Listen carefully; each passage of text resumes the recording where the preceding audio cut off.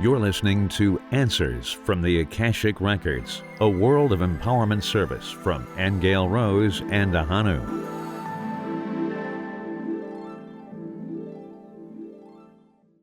My name is Ahonu, and on behalf of Aingeal Rose, I want to welcome you to this special Akashic Records session. Our seasoned participants will know from where these sessions originated, but for our newcomers, it's important to give you a tiny bit of background and an explanation as to what to expect. Firstly, you should know that throughout these sessions, Aingeal Rose is not in a trance, and neither is she channeling through any spiritual or psychic entity, spirit, angel, or ascended master. She is downstepping this information and knowledge directly from Source.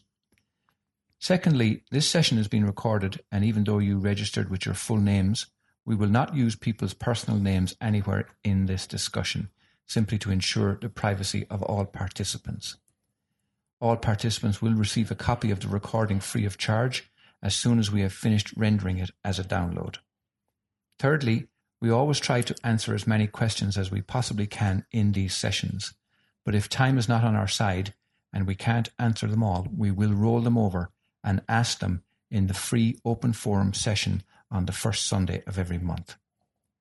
You may not be aware of this, but many of the answers to these questions became the basis for Aingeal Rose's first book in the Honest to God series called A Time of Change, which is available from atimeofchange.info. Her second book, called The Nature of Reality, can be ordered from thenatureofreality.info, from amazon.com, and from where good books are sold. Furthermore, each week, the summaries, which we call profundities, are prepared and posted online at worldofempowerment.com, allowing members from around the world to benefit from Source's words and guidance. And to date, we have collected thousands of hours of audio and transcripts from these sessions, and they're all available in the archives of our websites. We have further published the first 10 of the 100-book series of the Answers from the Akashic Records, and these are all available on amazon.com. Simply search for Aingeal Rose or Ahonu. And finally, we ask that once we close this session today, please go to the World of Empowerment website or answersfromtheakashicrecords.com and leave your comments about the session and about your experiences. So that's the end of the formal introductions. I'd like now to welcome our very own beloved Aingeal Rose. Hannah, will I always be your beloved Aingeal Rose? You most certainly will. That's it now. It's serious though. Embedded indelibly into the ethers. That's right. So we want to know, will there be any major development in the area of climate change? Okay, so when you ask that question, I'm seeing a whole lot of purple light. And it's kind of interesting because what I'm hearing from Source is not without some suffering first, unfortunately. I do think that people will gradually take it into their own hands to do things for the climate. There are a lot of inventions happening now, as you might be aware of, that are designed to clean the environment and clean the ocean, but it's almost like a little too late. You know, it's going to help, but we've already done so much damage in terms of especially the life in the oceans. The oceans have really taken a hit, and we will see some species leaving the planet because of it. So for all that to be reversed, we're looking at many years. Okay, so there are projects starting now, but we need a whole lot more than what's going on. It's more or less going to be more inventions that are created that will be designed to restore the balance to things. But like I say, we're looking at a long time yet before that really has the impact that it needs to have to put things back in balance. In the meantime, you're watching Mother Earth do what she can to restore the balance to herself. So we will be seeing a lot more extreme weather, more volcanoes erupting, more earthquakes happening. Some of that is due to our own interference with weather patterns, but a lot of it really is Mother Nature herself trying to balance. Like back in 2012, when we were asked this question, I saw a lot of methane gas building up underneath the ocean floor back then. And it was pretty pervasive. It was, wow, I thought, Well, only now is it coming out and they're saying, oh, there's all this methane buildup. But that to me is explosive. The results of that are explosions in different places. And that's why you're seeing things erupt and sinkholes and all sorts of stuff like that. It's a result of what's happening underneath the surface. Okay, so we are going to be watching more flooding. We are going to be watching sea levels rise. There's no way you can stop that at this point. But some of that, too, isn't humankind. Some of that is the cycle that we're in. In other words, we do go through these cycles periodically where poles reverse themselves and, what was warm is now cold. And we are heading into that. Okay, now, sources always told us that we could mitigate how extreme that is with our consciousness. And I do think some of it has been mitigated. In other words, it would have happened sooner because there is technology being created that offsets some things. Okay. I mean, we've even got technology that offsets the effect of solar rays, for example, and energy that's coming in from deep in the cosmos. We have created some shielding and some buffers for that. But you're still going to see suffering because we're at that point of imbalance. Okay. But certainly the more people that care about it. And one of the things Source is saying too is that if we do more organic gardening, if we do more permaculture, if we do more like China, you know how China is so polluted, for example, but what they are doing is they're planting trees in apartment buildings, they're just making everything green as much as they can, The same thing with us, because the soil is so depleted. If we start nourishing the soil and putting the microbes back in that make healthy soil, and we start doing more farming in cities and communities, we will offset not only food problems, but also quality of air, quality of water, all that. So we have to do our part. And it looks like the more we can get people to do that, the better off we'll be. But no miracle movement that will all of a sudden reverse the whole thing. It's not going to happen that way. It'll be slower than that. Okay. What will be the effect of the August 21st solar eclipse and what's its significance? Well, I don't want to mitigate it, but the honest answer I'm getting from Source is it's just like any other solar eclipse, okay? The only reason it's a big deal right now is because it can be seen from this area. But for somebody across the planet or someone else, it'll just be another solar eclipse. Or if a big solar eclipse happens in another part of the world and we can't see it, we wake up the next morning and, well, that happened. So I'm not getting that it's going to cause any sort of big major shift or change. I wish I could say I am, but I'm not. I'm not getting that. Okay, it's another solar eclipse, which, according to Source, happens periodically. But I don't see any huge, gigantic energies that are going to come and wake everybody up or anything like that. Okay. Question about bees and how it's going to affect us in the future. Okay, well, this has actually been a problem that's been going on for some years now with the bees. But there are a lot of beehives that are thriving, I have to say. They're not all dying. There has been solutions to that problem. For example, there is a crop circle essence that will promote healthy hives. And it happened a couple of years ago when we were in the Carolinas. We know a man whose all his hives died and all his neighbors' hives died. And he approached us for an Akashic reading on it. And it did have a lot to do with the pesticides and fungicides that had neurologically damaging things for the bees. There was a crop circle that came down that was actually in the shape of a bee. Okay. So we took that and we went into the records and we asked what else did it need to go into the essence. So once we got that info, we did it. And what he did was he bought new bees and he isolated the hive. The bees were not allowed to go out and forage outside. He fed them. He fed them with sugar water and drops of this essence. and they thrived and they reproduced and they're very healthy. And so that is a solution. But really, if you have organic hives and you watch your environment and see what happens, I mean, really any sort of pesticides is what's killing them. It's pesticides, it's funguses, but they're not going to die out. What I'm seeing is what's really going to happen is there will be a new strain of bees that will start to be immune to this. Okay. And somebody might actually start doing a little genetic, hybriding for that to happen. But we aren't going to lose the bee population. Okay. I think the point here with all of these questions is that despite what happens, people always seem to create a solution.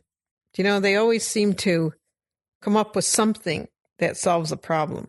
Yeah, we might go through some destruction beforehand, but humanity does seem to do that.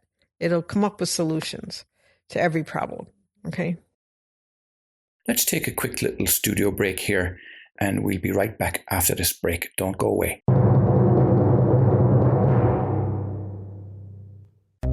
Years of research, thousands of profound statements, hundreds of sessions, miles of transcripts, months of listening, a vast archive of personal power and spiritual awareness awaits you. Join worldofempowerment.com today, a members-only website of practical spirituality for your fast-changing world. worldofempowerment.com. Ahonu's book, The Reincarnation of Columbus, is his true story of the loss of his first child, his pain and struggle with grief, and the guilt that followed. It forms his entire philosophy of life, and is a superb rendering of the unfolding of spiritual awareness. The Reincarnation of Columbus is a true epic voyage from the pain and sorrow of a father's grief to a new world of empowerment, love, and forgiveness. Get your copy on Amazon.com or on Kindle for $2.99 by searching for AHONU, or visit http://thereincarnationofcolumbus.com. That's all one word, thereincarnationofcolumbus.com. Okay, you're very, very welcome back. This is Ahonu, and with me is Aingeal Rose answering questions from the Answers from the Akashic Records series. And our next question is, what is the unconscious death urge? The unconscious death urge is in every cell of your body. So let's say even nature, we look at nature and we say it's run on the Fibonacci Spiral. Our next question, what is the Fibonacci Spiral?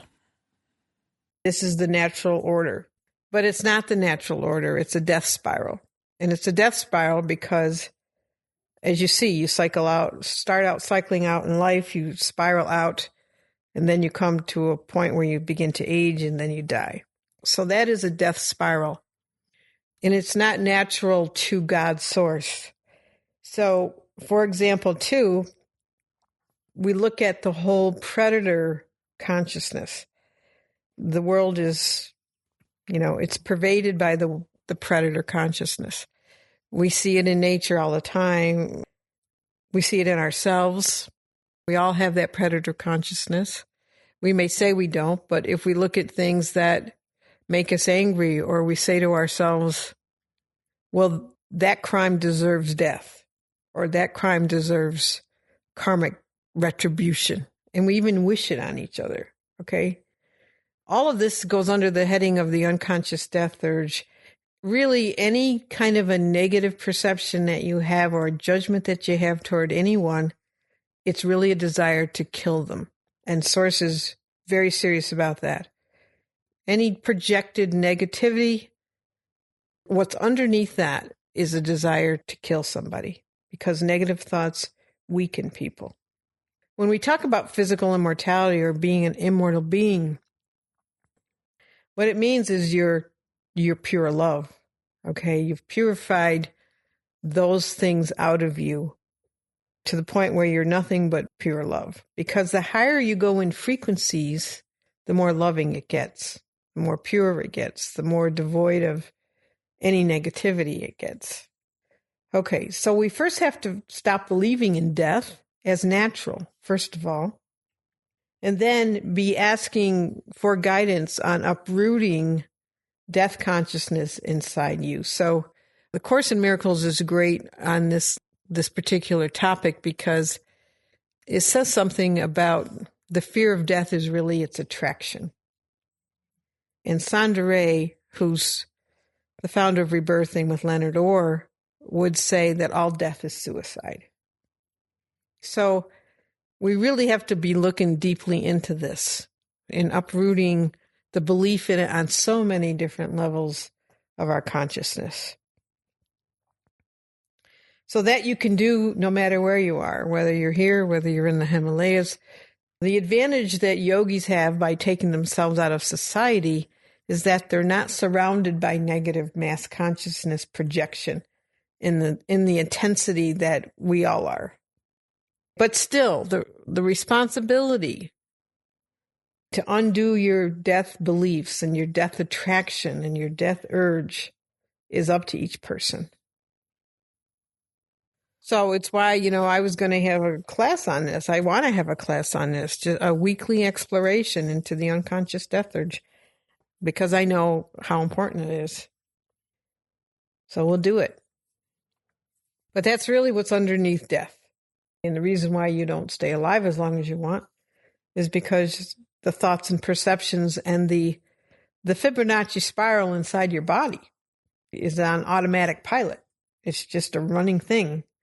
So you do have to reverse it. And years ago, when Ahonu and I were into Keylontic science, the lady who brought that material in would talk about a different spiral. She called it the crystal spiral, where in the normal Fibonacci, how it's like a snail. You look at the inside of a snail, right? And it goes around like that. But in the crystal spiral, it starts out like that, but then it goes up like this, and it becomes a flame. It doesn't circle back around on itself and go through death. Like I say, there's a lot to that, and it's not meditations every day. You can undo this by really being honest with your consciousness and exploring those parts of you. And you can ask Babaji to help you, because Babaji's all about physical immortality. That's a being who was not born of a woman and who just appears out of thin air one day, just appears in a cave in India and stayed around for 15 or 20 years and took on different shapes and bodies during that time. And when he was ready to leave, he just walked into the river and disappeared. That's a physically immortal being. That's what it means. That you don't come in through the normal process, but he's overcome death, you see. But everybody has that ability, but it's a desire, really, to undo that part of ourselves. But it's not a magic pill because, like I said, you're up against the mass consciousness that believes in death and defends it. And there's many levels to that. There's the belief in guilt is attached to it. That whole word deserving, right, is in there. What people deserve, what they don't deserve, what you have to earn to get certain things. All of that is all unconscious death urge, because the truth is the gifts of God are free. You just have to stop believing in certain things.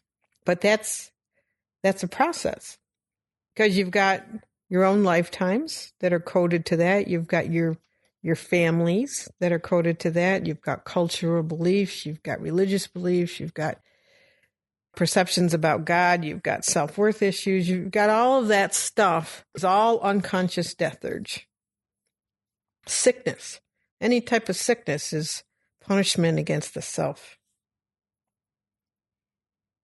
But most of this it's so subconscious in people that they just want to carry on with their lives, and nobody wants to look at that part. So I've tried to have this class, I don't know how many times, and I get deer in the headlights reactions, because it's digging up the junk, and there's a lot of levels to it. But the more you learn to identify what is a death urge perception and a death urge belief, and once you see it happening, then you recognize it, and then it has no charge for you. But if you don't see it and you don't know how to recognize it, it'll keep running on autopilot. But the one thing you can be sure of is no one will do it for you. There is nobody, there's no guru, there's no saint, there's no nobody that's going to undo your unconscious death urge but you. They'll assist you in showing you what's there, but they won't fix it for you because they'd be taking away your godness if they do that. Okay, it's all about mastery. Physical immortality is part of self-mastery. It doesn't mean that you do stay around forever, but it means you can come and go at will. Like Saint Germain. Some of the old stories about Saint Germain was that he never ate out in public. Of all the banquets he went to and all the places he was invited to, he never ate the food that anybody else prepared. He had a diet where he drank and ate certain herbs that he knew about that promoted longevity. It's just part of it. But he never partook of other people's food. Not to say you have to do that, but it's just making a point. You get sensitive to things out there that have death program in them, and so you avoid them. Okay, our next question. Will Western medicine incorporate more holistic practices in it in the future?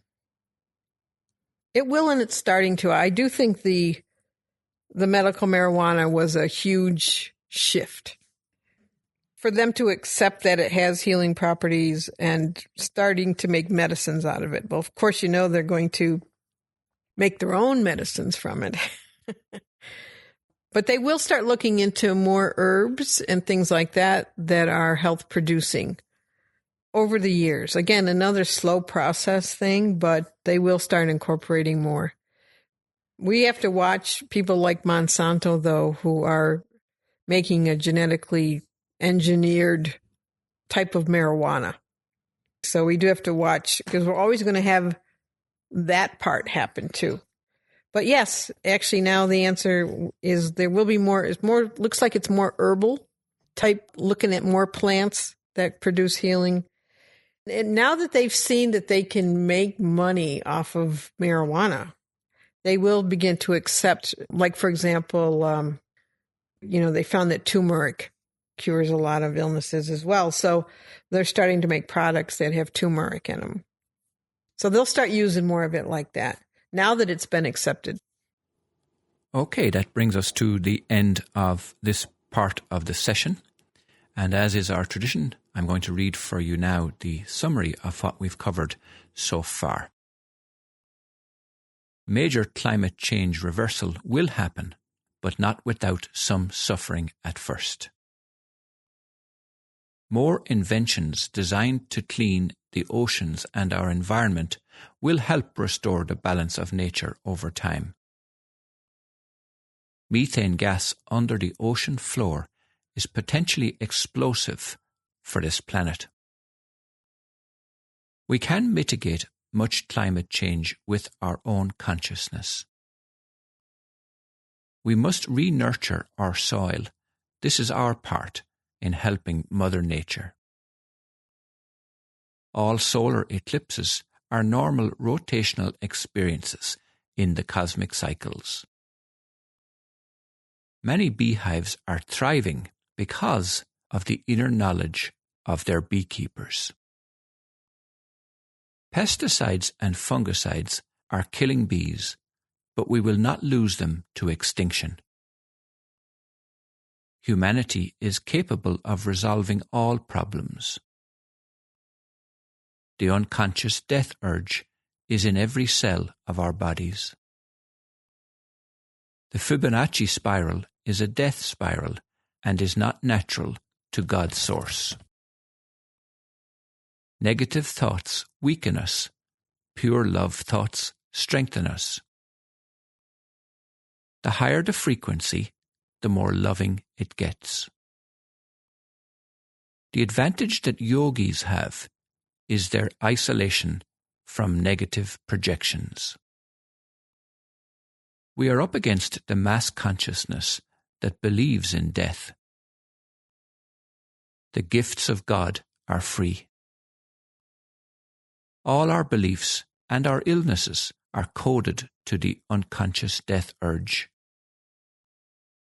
The more we see the death urges, the more it discharges it. Nobody will undo the unconscious death urge for you, because this would remove your godness, your self-mastery. Western medicine will incorporate more holistic practices over time. Now that governments see that money can be made from marijuana, there is a lot more investment in this area of herbal medicine. And that brings us to the end of our session today. We appreciate you being with us, and we look forward to seeing you for the continuation of this session very soon. Blessings, and thank you from myself, Ahonu, and from Aingeal Rose.